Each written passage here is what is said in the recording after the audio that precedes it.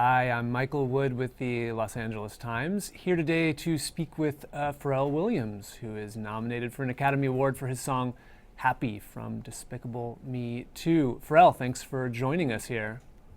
Nice to meet you. Your name is Michael. Yeah, you got it. You got it. Okay, making sure I'm saying it right. Yes, sir. Yes. So we are here to talk about Happy, and I feel like this is a song. You titled this song well, right? This is like a very jubilant tune. What can you tell me? Where did it come from? I mean, was this like a sort of response to the movie? Did the song grow directly out of the movie? Did it sort of come from somewhere else? Where did it come from? Well, it absolutely came from the movie. I was given the opportunity to work on the music again for the second one, and it was just it seemed like to be the most difficult thing ever because you have Gru, who is essentially like um, a mean-spirited person who's like has this dry comedy Yeah. thing that he does. This is dry humor. And it's like trying to figure out how to make him be happy in this film. And it was like the toughest thing ever. In fact, I had like 9 songs that I had written before I got to the right one. And that was because the genius and Chris Meledandri just continued to press me and push me for better and better and better. And also the music supervisor that worked on Universal's behalf, Mike Noblock, he was just as relentless about it. And so I got to a place where I was like super tapped out, I would say, just like tapped out. And I was like, man, how do I make a song, where this guy is happy and he's in such a relentless mood that nothing could bring him down? Yeah. And that's when I realized that the answer had always been hiding in the question. So it's just been incredible. And I just thank those guys so much for pushing me to that place because I would have never written that song without them.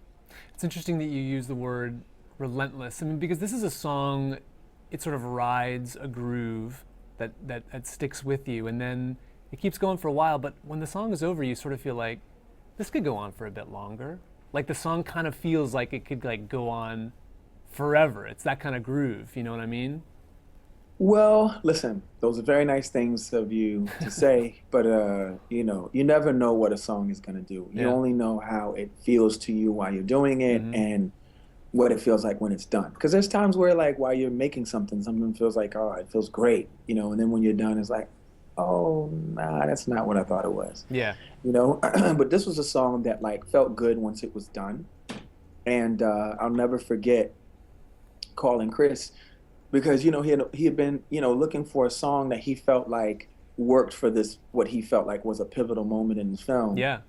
And I'll never forget calling him to say, okay, man, I think I got it wrong 9 times, and I think there's something in this one, like this feels really good, so Yeah. do me a favor, boss. And just like it was a Friday, and I said, on your way home, no pressure, no stress, but on your way home, listen to the song twice, just back to back. And before you have a thought, just press repeat. And if you like it, I would love to hear from you on Monday. Yeah. And if I don't hear from you on Monday, I'm going to assume that I have much more work to do. And I didn't know what was going to happen. All I knew is that this was a song that felt really good to me. And it felt like something was different. And he called me on Monday and he said, not only did I listened to it over and over again. He said something like an hour or whatever, and he played it for his wife or whatever. And I was just so honored to have that response. And then he told me that the animation house was all over it, and and that's where like all of the joy where it began, because it was like, once they heard it, they, essentially took it somewhere else. So you never expect for it to do those things, but I mean, when it does, it's just like incredibly rewarding with humility. I mean, this is probably the most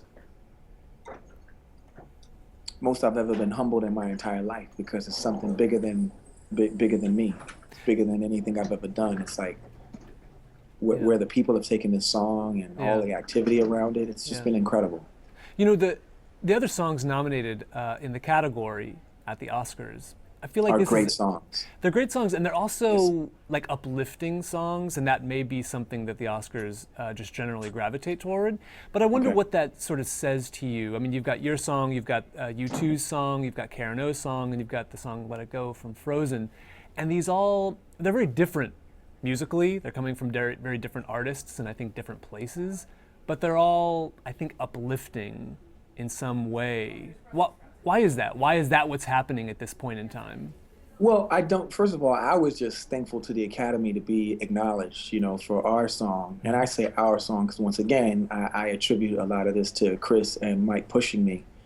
Um, but I don't know why the Academy has chosen what they've chosen. All I know is that we're all happy to be in the company of each other. It's you too. Like, Yeah. that's big. I'm happy to just be a part of it. And Karen O is such an incredible writer and musician and singer, and it's just, I don't know. I can't tell. I don't know why, but Yeah. I'm happy that we're a part of it. So you're doing the song at the Oscar ceremony on March 2nd. What's that performance going to be all about? How far along in planning it are you right now? Oh, we're deep into it. Yeah. Yeah. What's it going to look like? Well, I can't tell you that, but Okay. then it wouldn't be, Yeah. What are you willing to tell us about what it's going to look like? we just want to deliver the visual of what the song feels like. Yeah. Okay. But without being pastiche, Yeah. being taking it to the next height. Gotcha. Yeah, I mean, because it's an opportunity not afforded to many people, so I want to take advantage of this, and it's the one time you just get to deliver like a great universal message that's so much bigger than anything you could ever do. Like, I think that's what we're going to put all of our energy into. It's like just delivering that message because we were blessed to be able to do it. Last month you performed on the Grammy Awards with Daft Punk and Stevie Wonder and Nile Rodgers doing Get Lucky. That was a very sort of visually arresting performance, right? With the whole studio. You guys were essentially performing in what looked like a kind of studio setup. What was this was, I don't know how involved you were versus Daft Punk, etc., but how do you feel that performance went? What was the goal in terms of like the visual representation for that one? I think what the robot set out to do with that performance was basically, give people that live feeling again. Yeah. The feeling of people coming back to the studio after having a good time with their friends or whatever in some sort of musical environment, and being quote unquote inspired. And so when you get back in the studio, you're there with all of these incredible musicians, which is what they essentially had, playing on the song originally. They had those original players there that night playing on stage. Yeah. And they wanted to sort of illustrate that to the people. This is what a good session looks like. And so I think they pulled it off. And once again, I was happy to be a part of that great equation. I mean, I was just a comma on that stage. I mean, it was everybody from Paul to Chris Caswell to, Hakeem, Stevie Wonder, I mean, the Robots, Nile, like it was just the ensemble was just incredible. You are a person who's spent many hours in the studio. I mean, is that if the goal was to like give a representation of that experience, how close did that come to what being in the studio is all about? Oh, it was magical because you're on stage with like legends, You're on stage with complete legends. So yeah, it was a very magical experience for me. Yeah. Like I'm still pinching myself. I can't believe I was ever even allowed to be anywhere near the stage. It's Daft Punk and Stevie Wonder and Nile Rodgers. Like, come on, it doesn't get any bigger than that. And the musicians there, like countless musicians, guys that have played on, Michael's album or like Miles Davis records. Genius musicians that are on that stage. Yeah. It's unbelievable. It's a dream for me. Happy is expected to be a track that's going to be on your solo record, which is sort of anticipated to come out later this year. It's been a good long minute since you put out a solo record. I think your last one came out in 2006. I mean, at this point, what can you sort of tell us about that record? What are you trying to do on this record, your record that's coming up? Well, you know what? The two criteria, you know, without really getting into the muse, because I don't want to like get ahead of the messaging for the record or talk about like the title at the moment. Yeah. But like I can tell you what the criteria was. The criteria, which is different than the impetus and the muse of it, you know, the inspiration, but the criteria was that like I wanted it to feel festive and celebratory, and I wanted it to also feel like, you know, visceral and urgent. And you know, no songs would make it on the record if it felt that way, if they didn't accomplish that. And I feel like this is the closest I've ever come to doing that in my life. So it, you know, and then along with like the purpose, which I'll talk about at another time, feels like some of my most important work I've ever done. And you know, I'm just honored to be in this place of feeling this, you know. Yeah.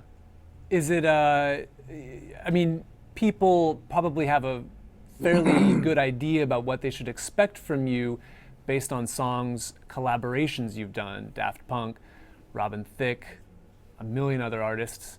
I mean, is it, if people are like looking at those and trying to determine where you're going to go on this record, are they going to be right? Are they going to be wrong? Well, again, if you equate the you know, Blurred Lines and like Get Lucky with like something feeling festive, then yes. Okay. You know, and if it felt visceral and kind of urgent, then yeah, if that's what you're you know, that's how you look at those songs. That's how you categorize those songs. If you don't, then I completely respect it. But I mean, what I'm attempting to do is just make more feel good stuff. That's all, you know, and also give back to a demographic that's just been so largely supportive and representative and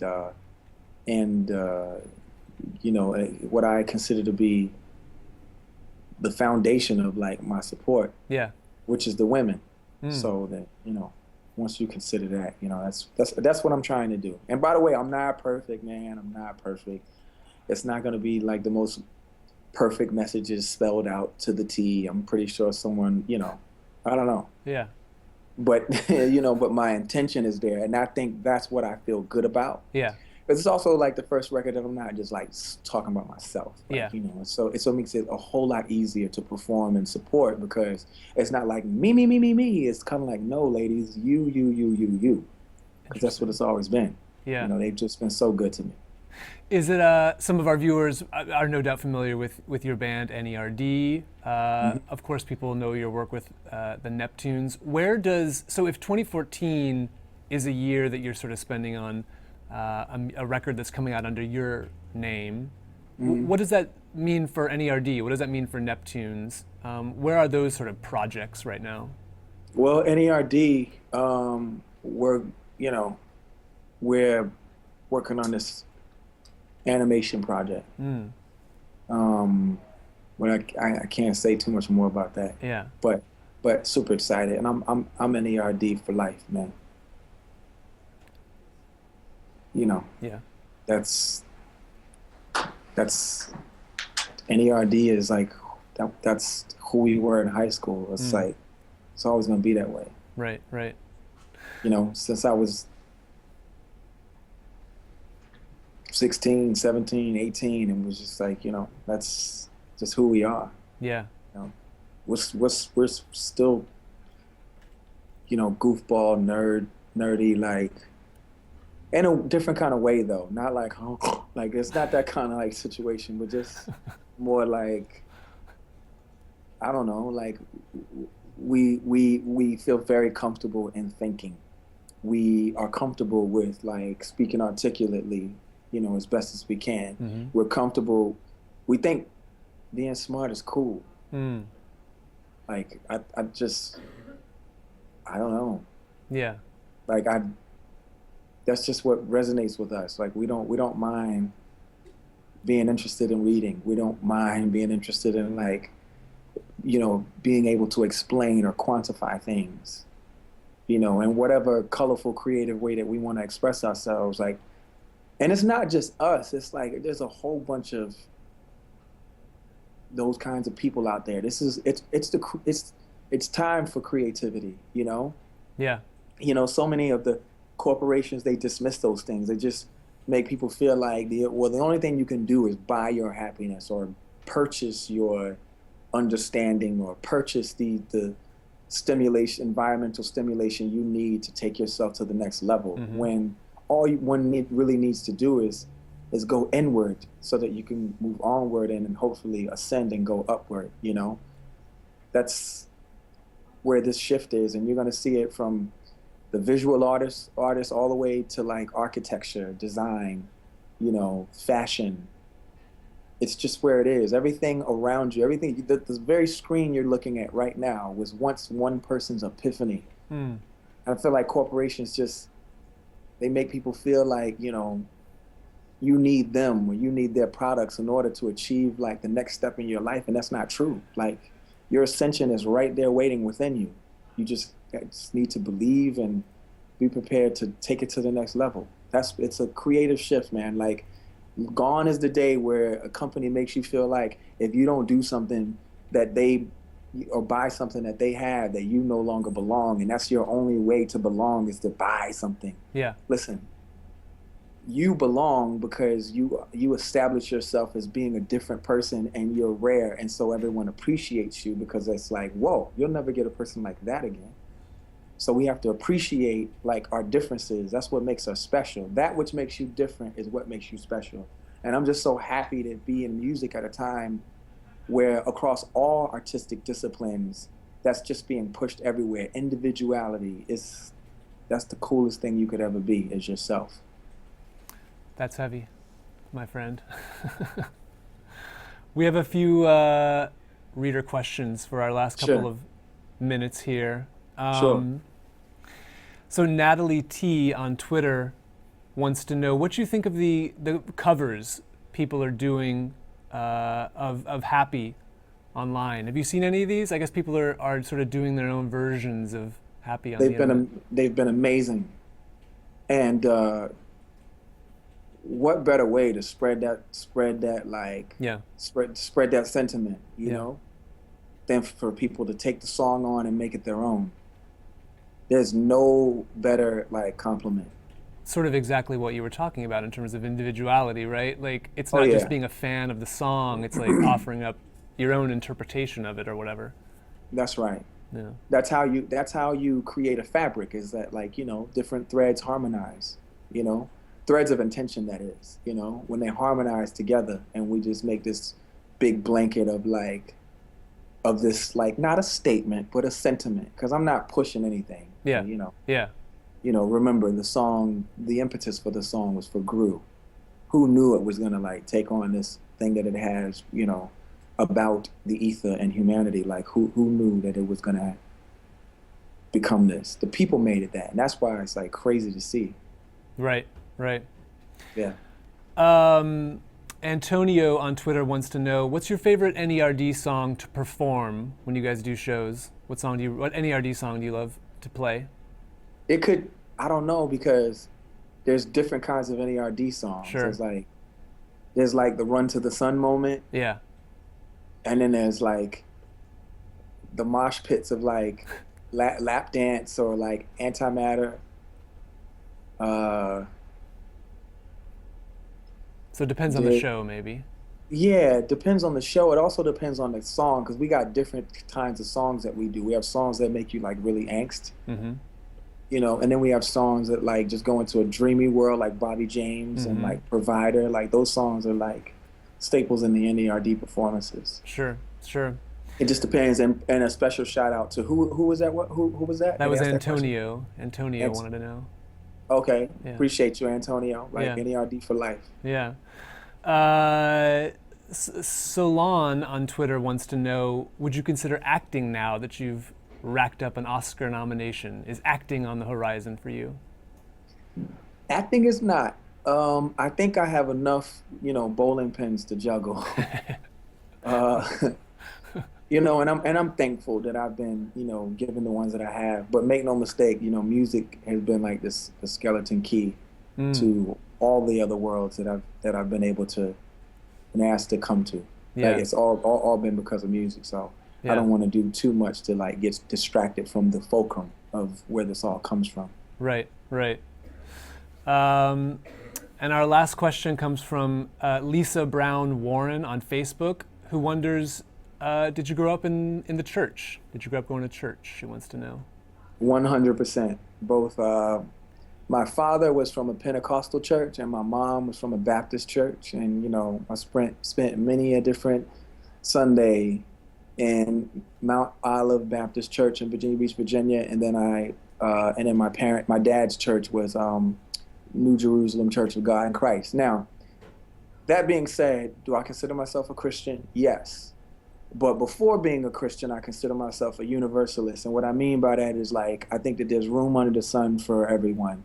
Um, and I don't think that my path is the only path. I think that there's many different routes to a destination. If you think about things physically, then common sense will tell you that like, in order to get to a certain longitude and latitude, you can travel north, south, east, and west and still end up in that same place. Mm, And you could even, just depending on where you are, you could drill a hole straight through the bottom of Earth and end up at that other place too. So, or you can, you know, you could land on top of that spot, you yeah, know, by an aerial vehicle. The point is that there are many different routes to a certain destination, and I think what allows, what all of those routes have in common is the intention to get to to move on to a positive place. So there's many different routes, but yes, you know, I did grow up in church. is it, But it, I think everybody has you know, can find their own route to happiness and understanding and truth. is it appropriate to? I mean, you could think of "Happy" in a way as like kind of like a gospel song. Is that appropriate to you to think of it that way? That's exactly what it is. Well, there you It, go. I'm just happy that like, you know, it wasn't met with objection, Yeah. you know, and people were open to it. But yeah, that's what it is. I was inspired by. I said to myself, you know, do something like the Mighty Clouds of Joy. Mm, I don't know if you know mm, that group mm-hmm, from the '70s. mm-hmm. My grandma used to play them. Yeah. Uh, but but as if Kurt Mayfield was singing it. So I Yeah. was I was pretending to be, you know, the masterful Curtis Mayfield. Um, I hope, you know, I hope he likes it somewhere. He's trying to do he would have done. I channel people, so that's why I never know really what I'm doing as an artist or who I am or whatever, because I'm always channeling, you know, someone or something. That's the best way that I could do it or describe it. I think when I in the past when I've always tried to do what I thought was me, I would overshoot and it would never work. But when I would be open to oblivion, that's when like some of the best stuff would come out. Pharrell Williams, thank you for joining us today for this talk about your song "Happy," which again is up for an Academy Award next month at the Oscars on March 2nd. I'm Mikael Wood with the LA Times. Thanks so much for watching.